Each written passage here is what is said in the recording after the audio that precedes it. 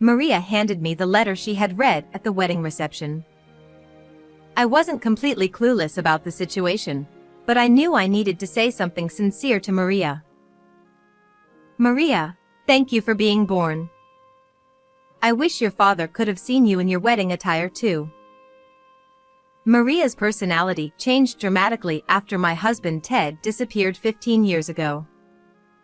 Previously, she had been a bright and curious child, but she became timid and withdrawn.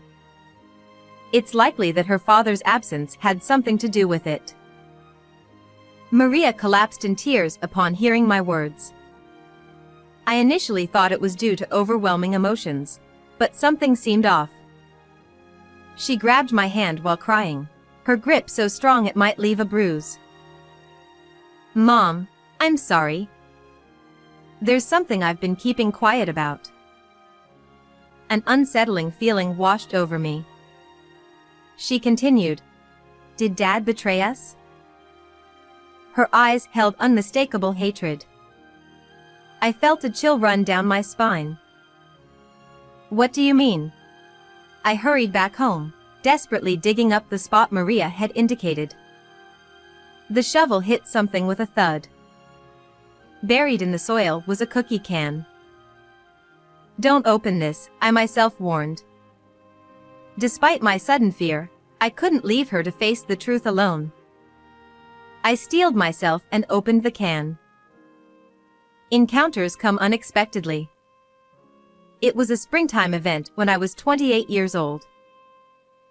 This is Mr. Ted Astrid, our new employee. The young man introduced by my boss bowed slightly. Starting today, teach him everything he needs to know. With those words, he promptly headed to the meeting room. I'm Sophia Barlow. Let's start with the basics, and feel free to ask anything if you have questions. His gaze is fixed on the name tag on my chest. Are you listening? Ted? Just as I was about to pay attention, he turned a friendly smile toward me and said something unexpected. Miss Sophia Barlow, that's a very beautiful name.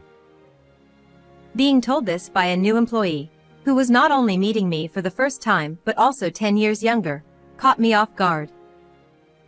Oh, I'm sorry. I blurted out something embarrassing, didn't I? He looked more embarrassed than I did and took a seat at the desk next to mine. Seeing his profile, I noticed that his ears were bright red. Perhaps he wasn't such a bad guy after all. However, as someone in a supervisory role, I felt anxious about the initial words directed at me. Would he perform his duties properly? I wondered if I should provide guidance based on the attitude towards other senior employees. Yet, my anxiety was unfounded. He remembered what I taught him one after another, and his friendly personality proved effective in winning over clients. His earnest dedication to work made me gradually recognize his abilities. And 1 year later, when he secured a major contract on his own, we decided to celebrate by going out for a meal together. Your teaching style was effective. Despite his achievement, he remained humble. Although our initial impression of each other wasn't great, by that time, I had grown comfortable being around him. But now that you're so capable at work, you'll probably get even busier, I said, feeling a mix of sadness and uncertainty. Ted's response surprised me. Even so, would you still go out to eat with me occasionally? His reddened ears weren't solely due to alcohol. Somehow, I had a premonition. However, I couldn't respond to the feelings of my junior, who was 10 years younger than me. By that time, there will be more gatherings with people more important than me. I tried to evade, but his gaze was serious. Ms. Barlow, I'm serious. He leaned forward. We locked eyes for a few seconds, and I nodded.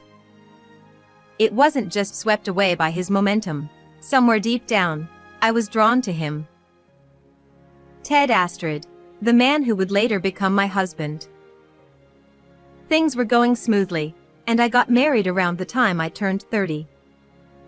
After that, we were blessed with a daughter, and the three of us lived a happy life. Or at least, that's how it was supposed to be. I'll never forget that moment, spring when my daughter Maria was 5 years old. After putting her on the kindergarten bus, I was chatting with a neighbor when my phone rang. It was a call from Mr. Johnson, my former boss whom I had only met through my husband Ted's stories since I quit my job before Maria's birth. Hello? Miss Barlow, no. I mean, Miss Astrid. Mr. Johnson's voice came through the phone. And with that abrupt interruption, my life took an unexpected turn. I'm glad to hear you're doing well. By the way, I haven't been able to get in touch with Ted. Do you know anything about him? What? Ted was supposed to be in Hong Kong on a business trip for the past 3 days. According to my former boss, he had not been on a business trip and had not come to work since Monday of that week. Anyway, you can try to get in touch with him yourself. With that, he hung up the phone. Recently, Ted had been complaining that his business trips had increased. Every time he did, I would comfort and encourage him. After all, just having you listen to me makes me feel at ease. I feel all wrapped up and warm. Thanks for everything. He had said such a thing. We had both been feeling uplifted that this long trip was because he was expected to have a future, and that he would surely get a promotion in the next round of reviews. Where in the world had my husband, who had taken Monday off to pack for the next day's insistence, gone? After hanging up the phone from my former boss, I cut off my chat with a neighbor and returned home to try to call Ted's cell phone. But it was not turned on. The announcement echoed emphatically. I had never been unable to reach him before. I wondered if he had been involved in an accident or incident somewhere. Suddenly driven by anxiety, I called all the contacts on my cell phone. Ted's parents, his siblings, and every friend I knew. But no one knew where Ted was. The days that followed were so painful that I don't even want to recall them. My in-laws suggested that I file a missing persons report for Ted, but I never found a single clue. I shamelessly asked my former boss for help, reapplied for a job at my old place of employment, and worked as if to fill the void left by my husband's absence. But at the same time, my daughter Maria's smile began to diminish. My life was completely different than it had been before, even though I was working shorter hours. For Maria, her father was gone, and she had less time to spend with her mother. Her loneliness was painfully obvious, but we both had to get over it. I was uncomfortable because I was treated within the company as the wife whose husband had run away from her and the poor woman who had to clean up the mess. Only my colleagues, who had known me for a long time, treated me normally, but I could see a wavering pity in their eyes. I gritted my teeth, even though it almost drove me mentally to the edge. I acted as cheerfully as possible in front of Maria. I did not want her to feel anxious or lonely. I wanted Maria to have a life without any inconvenience, and that was all I wanted. When she was in elementary school and getting used to life with just the two of us, I made a request to my boss. As long as it's not too much for you. He was probably concerned about me, but I could only thank him in a clerical way because I had lost faith in anyone at that time. Then I started an online store as a side business. 15 years have passed since then.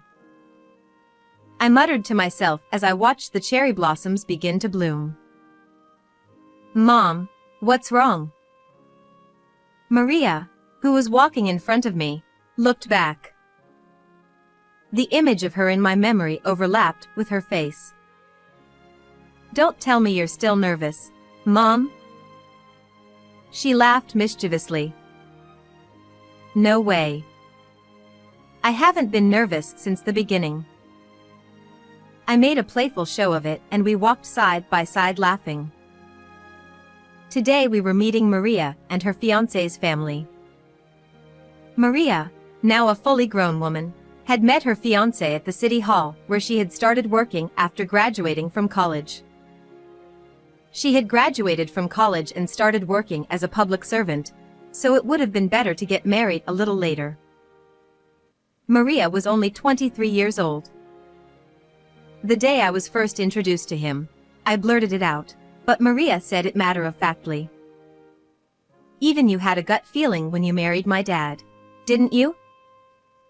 I had a complicated feeling as my own black history was dredged up, but it was indeed true. No matter what anyone says, I will marry this man. Once I made up my mind, I would go straight ahead. Her character was just like mine. If it looks like you're going to fail, come back to our house as soon as possible. It won't come to that. We enjoyed such conversations many times during the days leading up to the wedding. A few months later, Maria's wedding took place. I watched from a distant seat as my daughter was surrounded by many congratulations. Toward the end of the reception, it was time for the standard bridal letter to the parents. I thought I had told her I didn't want that part because it was too embarrassing. Even though she had said she wouldn't do it either. I couldn't have tears in my eyes in front of so many people. No matter how much sympathy and comfort I had received since Ted's disappearance, I had come this far without crying in public. Let me play the strong mother who never cries, no matter what, until the very end. With such determination in my heart, I stood on the stage without any prompting. To my beloved mother. Maria began to read the letter. She began by telling me about the time when Ted was still around, how she missed him when he disappeared and she had less time to spend with me, how she started helping me a lot to support me when I was absorbed in my work, her adolescent rebellion, and how grateful she was to have lived an unencumbered life through high school and college. All the events described in the letter, and more than that, the casual days we spent together, came back to me as if it were only yesterday. I will never cry. I made eye contact with Maria and was about to laugh with her, as we both always do, when Maria's voice stopped. I looked at her and saw my daughter crying in her beautiful wedding dress. Seeing her again, she was so beautiful, I felt as if she were a different person. Maria was so young and had always remained a child in my mind. But after today, every day will be different from the one before. When did she become such a beautiful and wonderful lady? I can vividly remember everything that has happened, but she seems to have already gone beyond my reach as she cries while reading my letter to me. Then suddenly tears spilled from my eyes. And they poured out one after another. The tears were a mixture of being proud of my daughter who had become a full-fledged person, wishing her eternal happiness, and feeling the loneliness of being alone in the future. After the wedding reception was over, I made my way to the bride's waiting room. Maria, who was taking a break, came running up to me. I never thought you would cry, Mom. In all the years we had lived together, I had never cried in front of her, no matter how painful it was. She seemed surprised that I had cried. I told you not to read your letter to me. To hide my embarrassment, I intentionally pretended to be angry. But Maria, who usually gets into my groove, had a mysterious look on her face. Then she handed me the letter she had read at the reception. I am not so air-headed as to make a joke here. I must say something to Maria in all seriousness. Maria, thank you for being born. I wish your father could have seen you in your finest moment. After Ted disappeared, Maria's personality underwent a drastic change. Before that, she was a bright and curious child, but she became timid and withdrawn. It was likely related to her father's absence. She wondered if she was an unwanted child, if her existence was the reason her father was no longer there. To avoid feeling unnecessary or unwanted, she began to carefully observe people's reactions and moods. Once Maria realized this, I showered her with affection, ensuring she didn't feel anxious. By the time she reached adulthood, she had returned to her cheerful self. Today was a special day for her, and I didn't want to see her sad. I hoped she would focus on the future rather than being trapped by the past. For me, Maria's birth was the greatest happiness. Surely, her father, who lives on in Maria's memories, had eagerly awaited this day. That was the message I desperately wanted to convey. However, when Maria heard those words, she suddenly broke down in tears. She seemed to be deeply moved, but something was off. While crying, she gripped my hand with such force that I feared it might leave a bruise. "Mom, I'm sorry. There's something I've kept silent about for a long time."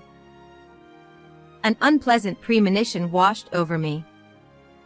I didn't want to hear what came next. But my hopes were dashed. Maria slowly revealed the truth. "Mom, did Dad betray us?" Her eyes held unmistakable hatred. I felt my blood run cold. "What do you mean?" Even if it were true, how did Maria come to know such a thing? Of course Maria understood that Ted had disappeared, but where did he go and why was he gone? I didn't even know those things.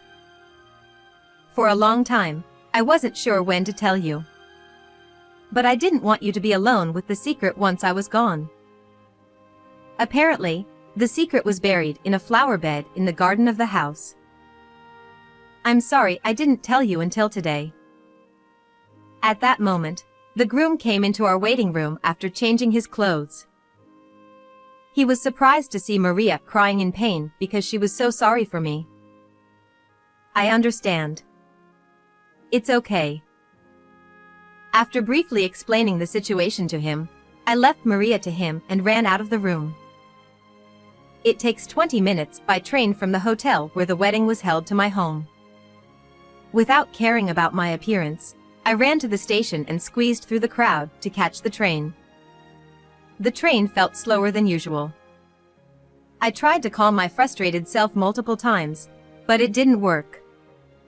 Even after getting off the train, I continued running and finally reached home. Despite being out of breath, I desperately dug up the spot Maria had specified. The shovel hit something with a thud. Buried in the soil was a cookie can. I knew I shouldn't open it. Suddenly, fear gripped me. But I couldn't burden Maria alone. I reminded myself not to avert my eyes from the truth and opened the can. Inside were several photographs.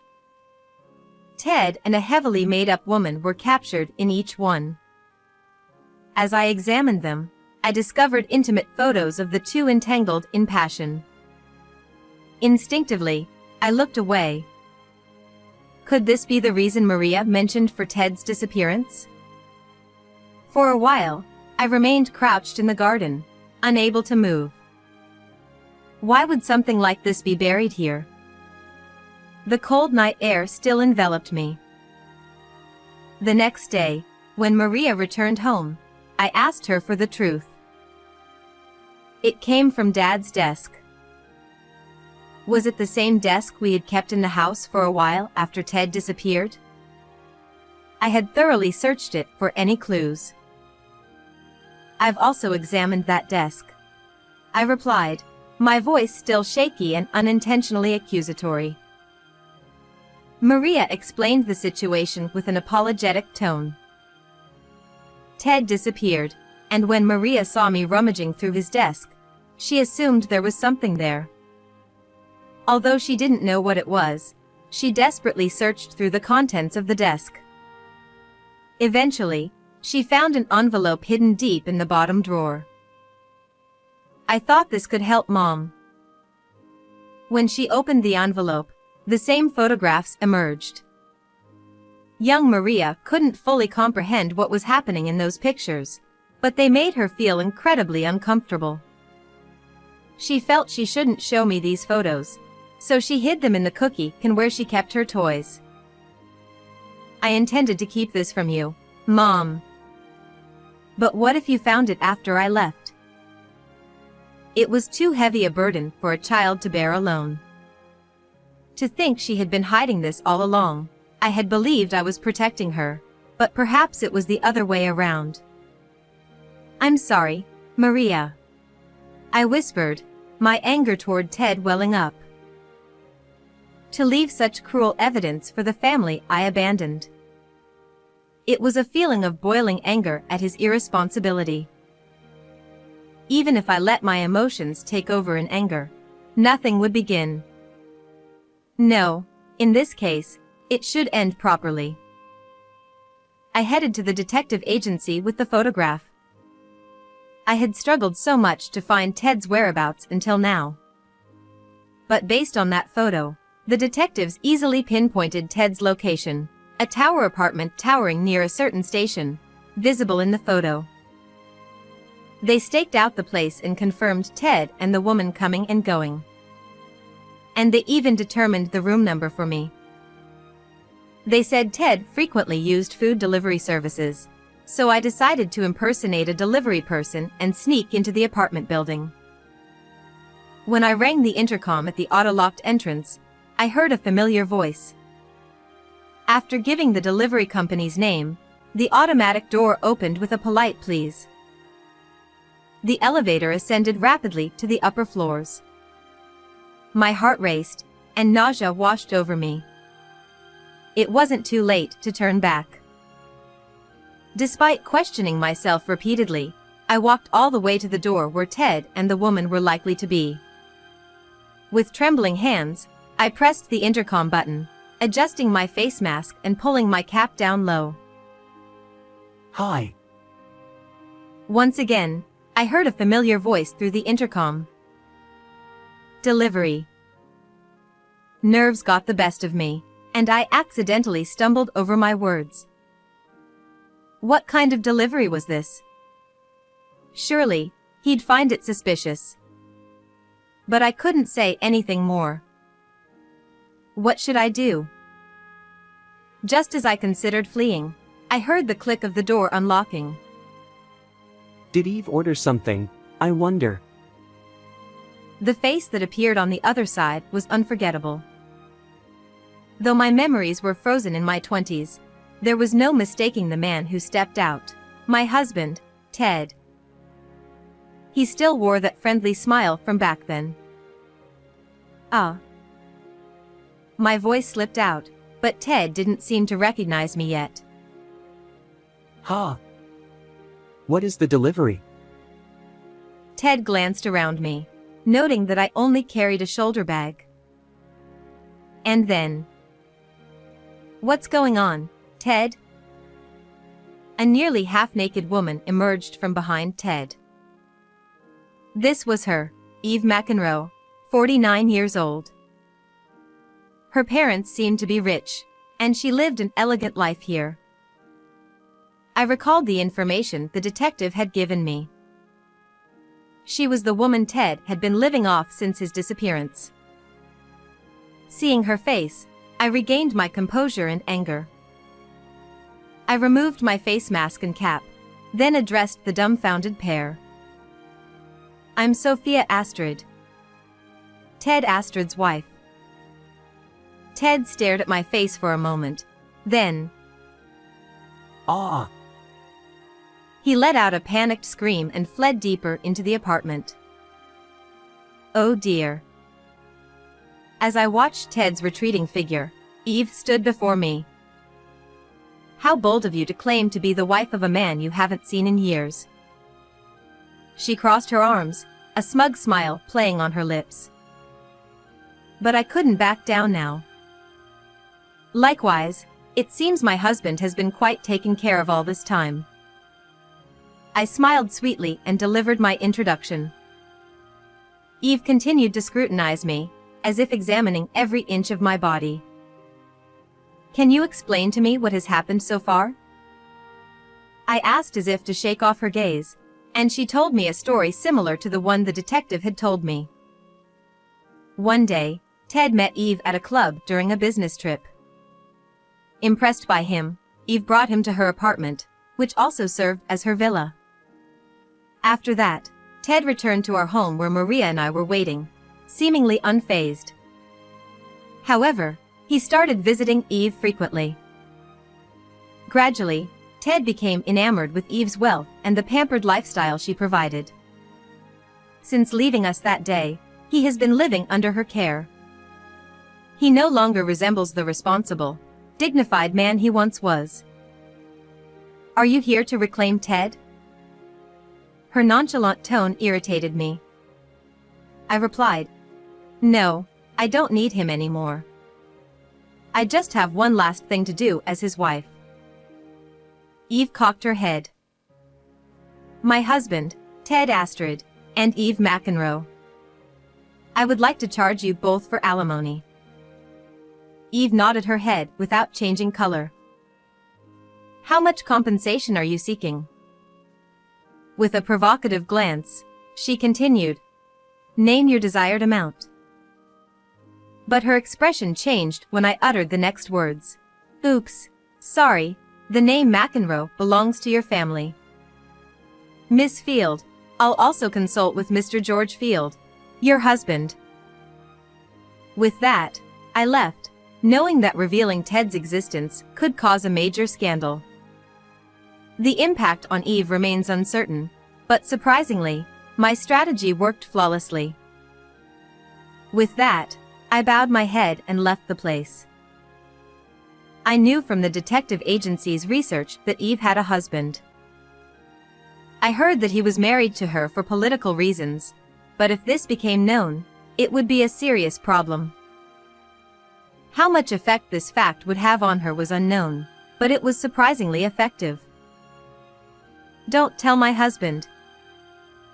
Eve's cries echoed through the hallway. But I didn't look back and headed for the elevator.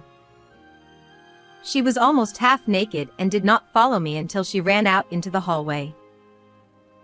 I exhaled heavily as the elevator headed toward the ground. Then I walked out and stretched out. Ah, that felt good. People on the street looked at me, but I didn't care. I looked up at the clear blue sky as I made my way to Maria's new home. Through a lawyer, I was able to dissolve my marriage with Ted. Of course, I demanded alimony from both him and Eve. It seemed that Eve's husband and parents chose to sever ties with her. Despite being a well-bred daughter, she had deceived a younger man using her parents' wealth, even though she was already married. Such behavior would have caused significant damage to their prestigious family reputation if it became widely known. Although Eve initially showed willingness to pay the alimony amount I desired, I received more than the court-ordered sum in my account. It appeared that there was not only my remuneration, but also the giving and receiving of money to other people. Where did Ted, abandoned by Eve, who was cut off from her family by her own actions, disappear to? Despite the outstanding alimony owed to me, I had no desire to find out his whereabouts. Mom, is this everything we need to dispose of? Maria carried out the items from the room. She had been helping me with the move, as this house was too large for me to live in alone. Well, I suppose so. Let's take a little break. We sat down and sipped cold iced tea, chatting away. You know, Mom, there's something else I've been keeping from you. I nearly choked on my iced tea. We don't need to discuss that anymore. But Maria's expression remained calm, and her hand rested on her belly. Could it be? I wondered. Yes, Maria was carrying new life within her. And there's one more thing. I saw Dad the other day. She spoke matter-of-factly. During a trip with her husband, she spotted Ted walking around, looking disheveled. It was a 3-hour bullet train ride from here. He must be struggling, but honestly, I didn't feel any desire to help him. I couldn't even believe he was my dad. In Maria's memories, Ted probably still shone brightly. I stood up, wanting to change the subject. All right. Let's put that topic to rest. Back to cleaning. Maria, get rid of anything unnecessary. If only memories and emotions could be discarded as easily. With those thoughts, I continued tidying up the room. And 2 years have passed. Maria's family visited the house I use as both an office and a home. Grandma, your business still seems to be thriving. My granddaughter, still unsteady on her feet, toddled over to me with outstretched arms. Memories of Maria when she was little flooded back, but I pushed away the darker ones. More important than painful memories of the past was what lay before me now. There was no time to dwell on unnecessary things. We still have many joyful and brilliant memories to create. How did you find this story? Don't forget to subscribe to the channel. Until next time in the next video.